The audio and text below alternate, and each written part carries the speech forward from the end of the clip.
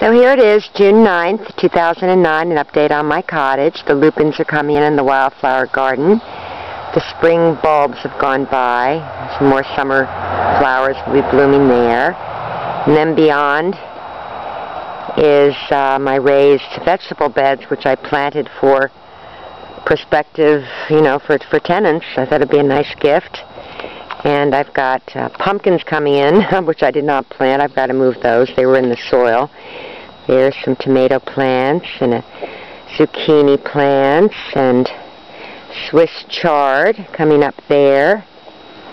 And here are radishes and broccoli plants and the beans.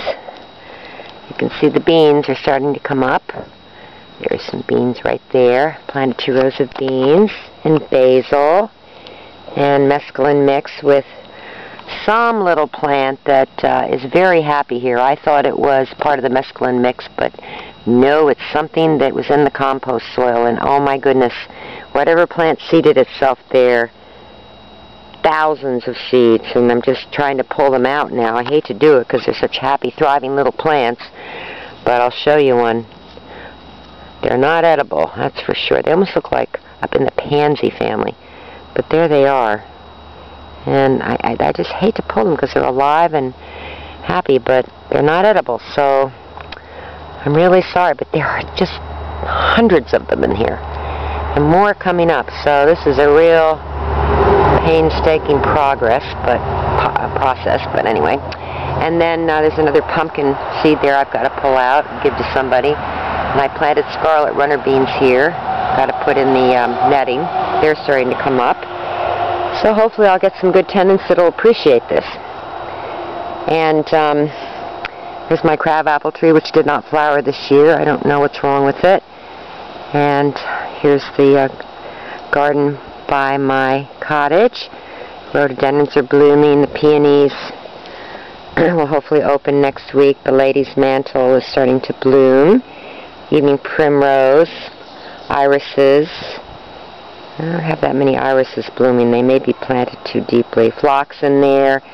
A peony plant with an echinacea too close to it. I've got to do something about that. The peony's right there. That should be sending up many more. It only sends up one. It's been here for 4 years, so they do new. More irises.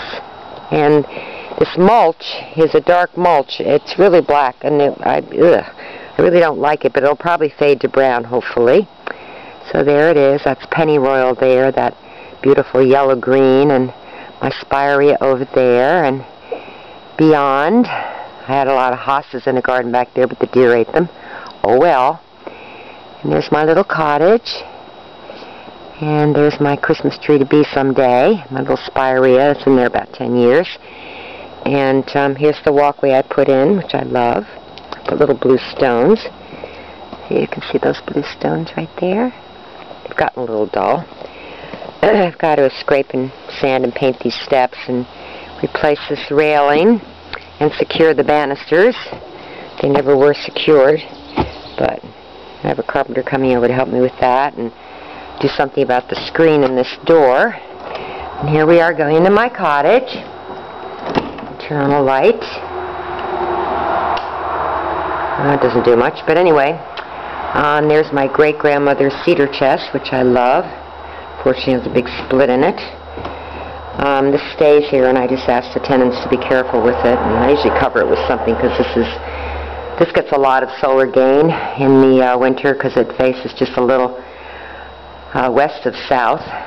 And so anyway, I'll give you an idea. Bedrooms beyond in there, and here is my living room area. Anyway, I'm looking up, and last year I had these rafters put in because we get a lot of snow on this roof. And I've got to get up there and pull out the insulation and replace it. I'm not looking for that job. This is my kitchen. And my refrigerator and my counter. And see, I'm in the process of painting and doing my washer dryer. Let's see. Here's the bathroom. Let me turn on the light here. Yeah, here's the bathroom. with the subfloor, which just got rotted. So now we took off the toilet, and I have to get somebody to come in and cut out this piece, replace it, and then put the toilet back on. And then I guess I'll just get some indoor-outdoor carpeting to put over the floor, because I can't find any. I don't want to get into tiling, and because I already have this piece, I can't match it. It's an old piece and it's in good shape. So I really just like having a white floor in here, so I may just paint it again and then put indoor-outdoor carpeting on, which I don't love, but at least I can pull it up and wash it if I need to. There are windows. What I love about this little cottage is there's windows everywhere. I've never lived here, but and we do get a lot of I do get a lot of passive solar gain in the winter, because I know that it heats up the place. So, but it's like living in a treehouse. You know, you're just surrounded by the light, which I love. You got that little octagon up there, and I painted the floors white because they needed to be. Was either sanding them, and anyway, it reflects light, and I like that. And the paneling's quite nice in here. Knotty pine, real. There's my fairy, my beautiful fairy Luna, which is not lit up very well. And here's the bedroom. Again, looking out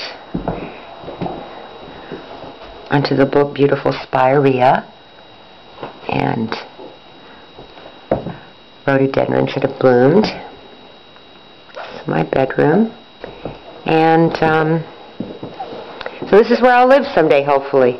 There's my monitor, which heats the place, and anyway, I'll just sit here.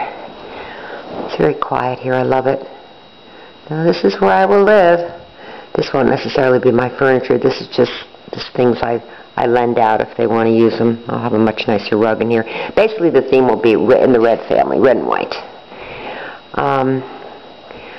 But anyway, so this is where I'll live someday, hopefully, as I said. And just getting the right tenants. Tenants are really hard to find, good ones. Let me tell you, my father was the best tenant. So this is what it looks like when you come out of my cottage. Just beautiful. There's a trail through the lupin garden that goes out down into the woods, which I love. My little garden here. I'm gonna probably have that big tree taken down. I hate to do it, but it's preventing the sun from getting in here. So I know, because I have so many trees around, the sun doesn't really get on this property till 11 o'clock, and then that covers the descending sun. So I don't know if I can afford to do it this year, but it's got to come. It's a poplar.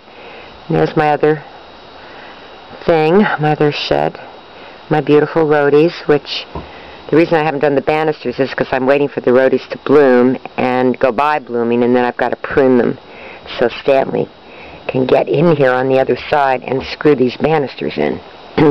But you see, they're very close to the railing because they've been here a good 10 years, so I've got to do something about pruning them back, which they need. And they're covered with a black thing on the we've had so much rain these last few years. There's some horrible thing that's growing on their stems. I've lost a few, so I don't know how long these are going to live anyway. But here it is, and I've got to get on with my day, so just wanted to show you. Bye bye.